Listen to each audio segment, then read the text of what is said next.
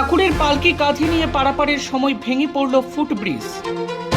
দাক্ষিণাত্যে অপ্রত্যাশিত ঘটনার মুখে পড়লেন পুণ্যার্থীরা। ধর্মীয় শোভাযাত্রার এই অঘটনে প্রায় আহত ৮ পুণ্যার্থী। কর্ণাটকের দক্ষিণ কন্নড় জেলার মুদবিদ্রি এলাকায় ঘটেছে এই ঘটনা। পালকি নিয়ে পারাপারের সময়ই ঘটে বিপত্তি, আচমকাই ভেঙে পড়ল ফুটব্রিজটি। ঘটনাকে কেন্দ্র করে গোটা এলাকায় চাঞ্চল্য। পুণ্যার্থীদের দল ধর্মীয় শোভাযাত্রা করতে বেরিয়েছিলেন। প্রথমে কয়েকজন ফুটব্রিজ পেরিয়ে গেলেও কিন্তু পেছনে যারা পালকি নিয়ে আসছিলেন তারাই ফুটব্রিজের মাঝামাঝি আসতেই তাসের ঘরের মতো হুড়মুড় করে ফুটব্রিজটি ভেঙে গেল। সরু ফুটব্রিজ পার হতে গিয়েই ঘটে এই বিপত্তি। এই ঘটনায় আহত হয়েছেন প্রায় ৮ জন পুণ্যার্থী। আহতদের উদ্ধার করে সঙ্গে সঙ্গে নিকটবর্তী হাসপাতালে নিয়ে যাওয়া হয়।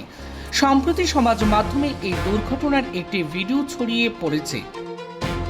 এতে দেখা যায় সরু ফুটব্রিজে একজন করে পরপর দাঁড়িয়ে সারি বেঁধে পার হচ্ছিলেন। প্রথমে কয়েকজন ফুটব্রিজ পেরিয়ে গেলেন, কিন্তু পেছনে যারা পালকি নিয়ে আসছিলেন তারা ফুটব্রিজের মাঝামাঝি আসতেই হুড়মুড় করে ফুটব্রিজটি ভেঙে পড়ে। পালকি সহ বহু পুণ্যার্থীরা নিচে পড়ে গেলে সঙ্গে সঙ্গে স্থানীয়রা ঘটনাস্থলে পৌঁছে আহতদের উদ্ধার করেন এবং তাদের নিকটবর্তী হাসপাতালে পাঠানো হয়।